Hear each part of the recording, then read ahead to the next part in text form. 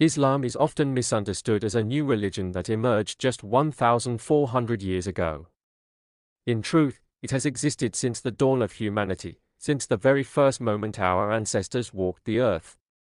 The Prophet Muhammad, peace be upon him, was the final messenger entrusted with delivering the essence of Islam, a continuation and culmination of Allah's eternal message to us, woven through the teachings of all previous prophets. Let us reflect on how this sacred journey began. In the 6th century CE, Arabia was a land filled with a tapestry of beliefs, where various tribes worshipped many gods and goddesses. Born into a family of merchants, the Prophet Muhammad, peace be upon him, traversed the bustling trade routes, encountering the rich diversity of faiths and practices that thrived in his time. As he grew, he found himself increasingly troubled by the injustices and falsehoods surrounding him.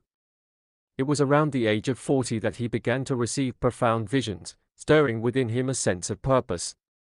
Seeking solace, he often retreated to the cave of Hira, located on the outskirts of Mecca, where he would meditate and reflect. Then, on a pivotal night in 610 CE, while enveloped in solitude in that sacred cave, the revelation of the glorious Quran began.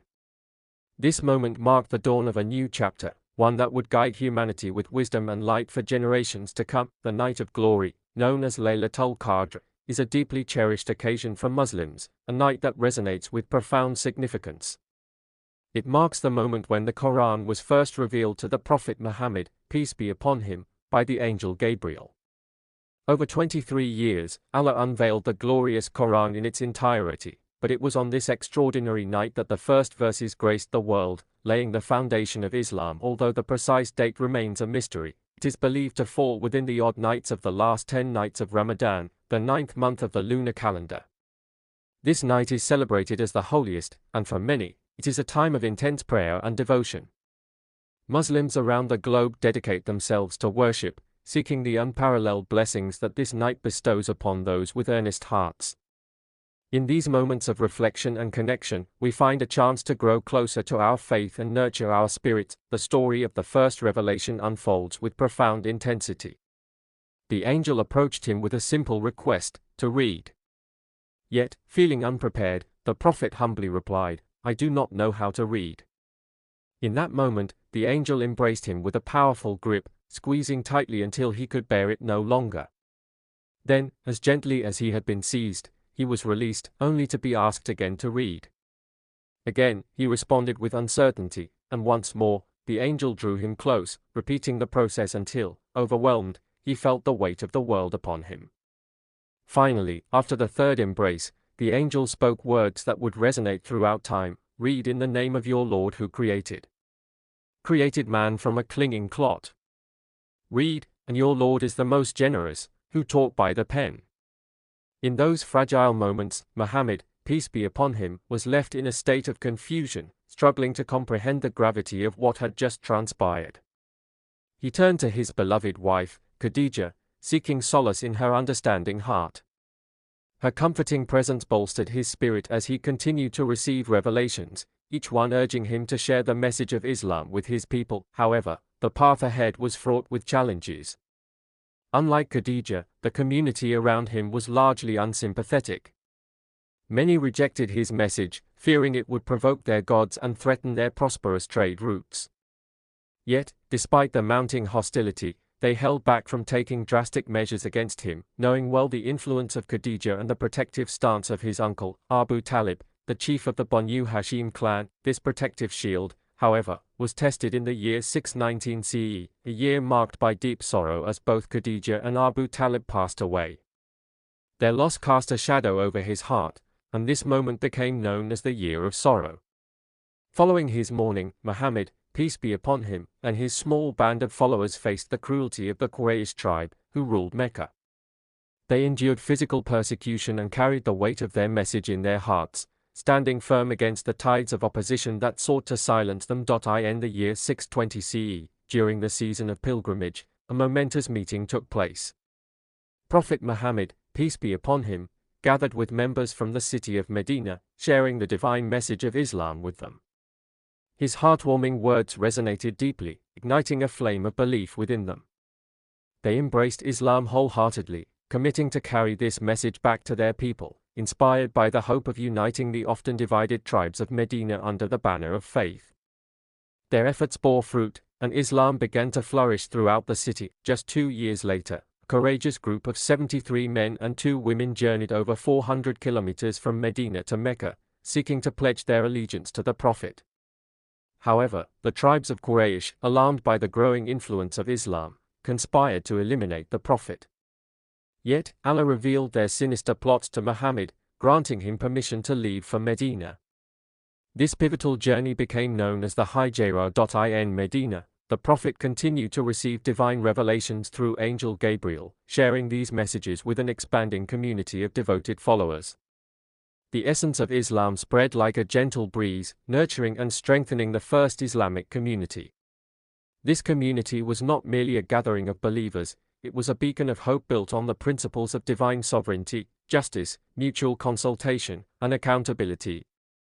Through trials and triumphs, Prophet Muhammad led the people of Medina with unwavering resolve, cultivating a profound sense of brotherhood and unity among the believers. Fast forward to 628 CE, where the Prophet envisioned a dream that called him and his followers to perform pilgrimage in Mecca. Seeing this as a divine command, he set forth with 1,500 faithful companions.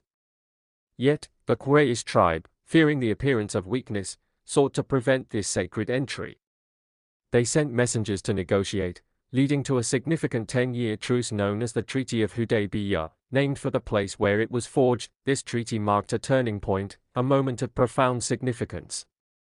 Signatories included the Prophet Muhammad and the leaders of Mecca, shaping the future of Islam.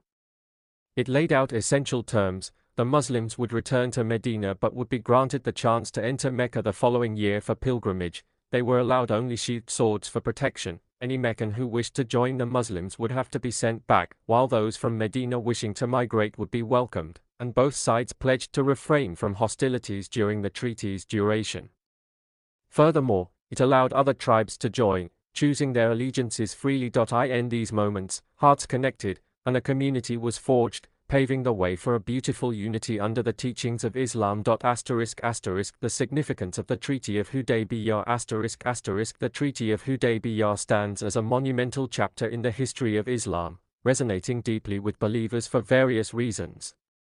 First and foremost, it allowed Muslims to embark on the sacred pilgrimage to Mecca, a fundamental duty that had been out of their reach for years.